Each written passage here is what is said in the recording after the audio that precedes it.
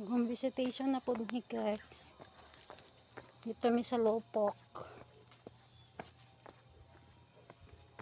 Pang kuanan mi, pang third clients. Layo.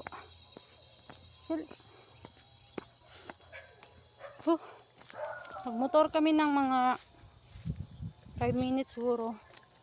Tapos maglalakad kami ng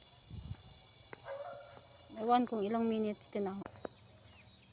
Ayan, yung lalakarin namin, di namin alam ang saan ang bahay dito ng aming client. Ang init-init. Sa bukid jud siya. Tapos ayan ang bundok, matanaw mo ang bundok.